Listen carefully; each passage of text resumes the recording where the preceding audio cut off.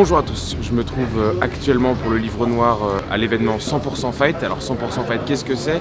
C'est une des premières compétitions de MMA en France. Aujourd'hui, on va suivre le combattant Ramzan Jambiev qui fait son premier combat. Suivez-moi dans les coulisses, dans les backstage et c'est parti pour le livre noir.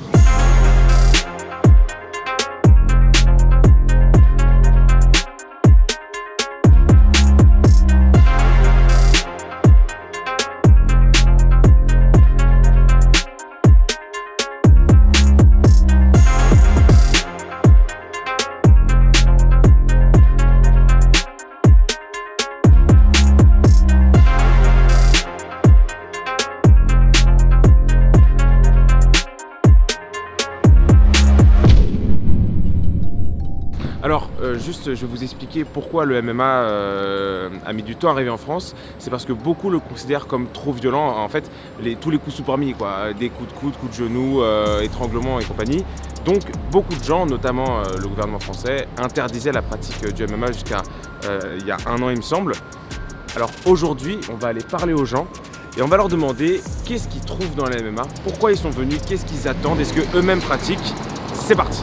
Est-ce que toi-même tu pratiques du MMA? Non, je pratique pas du MMA. Non. Ouais, MMA, boxe, JJB, enfin tous les sports qui sont dans l'écosystème du MMA, ouais, je pratique. Ouais. Moi j'étais plutôt un ancien de l'anglaise et puis du kyoku. Moi je fais de la boxe thaï. Ok. Et moi je pratique.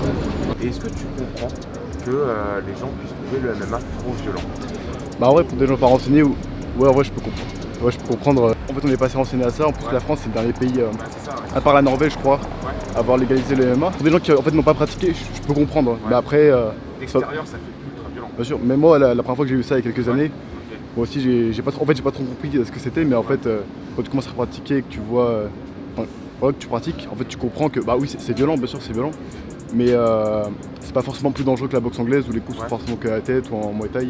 Je pense pas que ce soit une réticence des Français, je pense que c'est plutôt une réticence de l'organisation et peut-être aussi des problématiques au niveau des fédérations. Ouais. Ah, si c'était mal vu quoi. Ouais. C'était mal vu. En France clairement il n'y a pas que ça qui a été interdit. Et depuis 2020 on peut faut bien s'adapter. Ok, d'accord. C'est bien que ça se démocratise en C'est soi. bien, tu trouves c'est bien? Bon, honnêtement, oui. Ok. Parce que Enfin, si je me trompe pas même qu'on est un des derniers pays en vrai. faut le faire, ouais. Voilà. Donc, en vrai il faut quand même un petit peu suivre leur MMA voilà. Bon, c'est, Ouais. ok genre c'est violent mais il y a pire. Ouais. Quand genre, on regarde genre, dans les pays d'Est, il y a les combats clandestins là, c'est Ouais. KOTS. Ouais. En plus, c'est en bare knuckle, je crois. C'est ça, ouais, rien à voir. C'est des malades mentaux. Ok, ouais. Mais vous comprenez que d'extérieur, ça peut être vu comme. Ah mais c'est vu en tout cas pour ceux qui pratiquent pas bien sûr genre, c'est considéré comme violent hein. Après, Ouais. c'est pas ça reste genre un sport violent. Ok, ouais.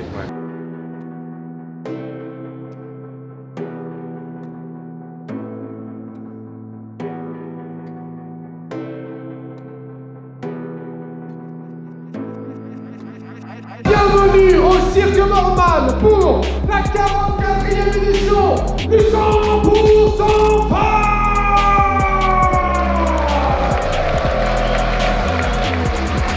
Nous avons suffisamment patienté, place au premier affrontement de cette soirée dans la catégorie des moins de 57 kilos. Le premier à se présenter dans la cage du Cirque Normal, Eren Kosout.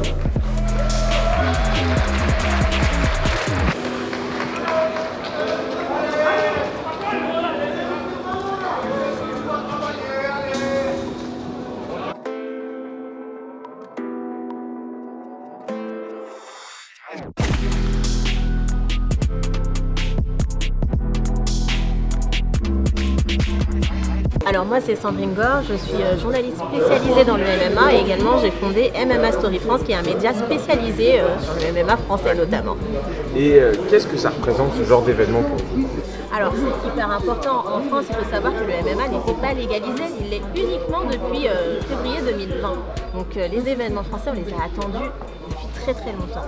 Là on a de la chance, on a des organisations qui viennent et qui nous permettent nous offrir des spectacles comme celui-ci. Et il faut savoir que le 100% Fight était avant dans les règles du Pancras. Là c'est la 44e édition mais c'est la première en MMA. Donc nous c'est un pur bonheur, tous les passionnés, on attendait ça depuis très longtemps. Et pour des gens qui ne connaissent pas le MMA, comme c'est sans doute le cas de nos internautes, comment vous présenteriez le MMA, comment vous expliquez que ce sport-là ait eu une espèce de réponse l'unification du sport par pendant tellement de temps, ce qui l'a empêché d'être officialisé en France. Le MMA a cette image sulfureuse, un peu, voilà, on voit que le côté violent. Et puis les dernières affaires telles que Booba et Caris n'ont pas aidé. On a souvent confondu le MMA avec le free fight, mais il y a une histoire. Je pense que je ne vais pas pouvoir tout vous raconter là tout de suite. Mais aujourd'hui, le MMA, c'est un sport qui mélange, c'est un mélange de tous les arts martiaux mixed martial arts. Et Avec l'accent. ouais, voilà, et on retrouve de la lutte, du striking, du grappling, enfin vous avez vraiment toutes les disciplines qui sont mélangées et la pluralité, enfin c'est un mélange de combinaisons et de techniques qui sont, enfin c'est ça qui est intéressant en soi. Mais oui c'est violent, mais c'est violent au même titre que la boxe. Voilà.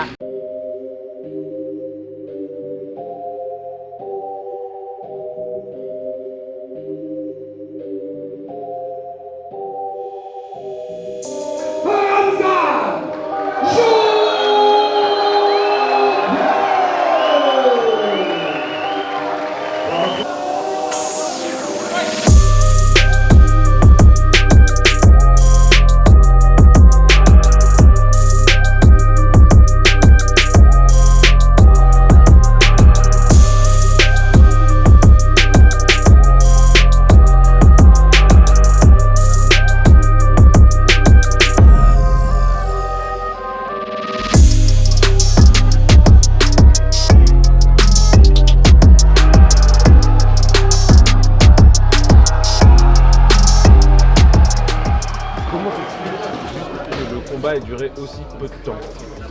La pression, le stress, Ouais. je suis allé direct. Ouais. Dès que j'ai eu une occasion, moi je suis allé juste. Ouais. Ok. Comment tu t'étais préparé à ce combat? Moi j'ai eu des grosses préparations, Ouais. 6 mois de préparation avec Saladin, William, Fabakary Diatta, Ok. avec tout le monde, je me suis très bien avec mes coachs, Arnaud, Boris, Cut. J'ai eu une très grande préparation, j'étais prêt. Ouais. Et là t'as tout envoyé Tout sur le envoyé. ring. J'ai envoyé le max. Tu lui as pas laissé de chance quoi. Non, c'est moi qui ai attaqué en premier, il fallait que je finisse d'avant. Ok. Et c'est quoi tes prochains combats là? 17 décembre. 7 décembre, tu vas faire pareil là? Tu vas faire un... Je vais essayer parce qu'on m'a dit il faudra que je me précipite pas. Parce que le cardio aussi c'est très important. Parce que T'es peut-être- précipité là? Ouais, là je me suis précipité Ouais. un petit peu. Parce que j'ai eu l'occasion et j'ai fini. J'aurais bien aimé échanger plus de coups pour sentir la cage encore, sentir un peu. Mais ça s'est passé comme Dieu. Est-ce que tu as senti à un moment donné qu'il pouvait gagner ou pas? Non, dès que je l'ai touché, j'ai compris. Ouais, t'as Il compris? était déstabilisé. Ouais. Quand tu te fais bien toucher, à ce moment-là, personne ne Ok. Et à qui tu peux dédier cette victoire? À mes parents, à ma mère, Ok. à mon père, qui est là, Ouais, on l'a vu. qui est à Ouais. mes côtés. Ok. C'est tout. Merci à tous d'avoir suivi ce reportage en immersion. N'hésitez pas à liker, à commenter, à partager et surtout à vous abonner à la chaîne du Livre Noir. Et on se retrouve la semaine prochaine pour un nouvel épisode en immersion. C'était Georges pour Livre Noir. Time!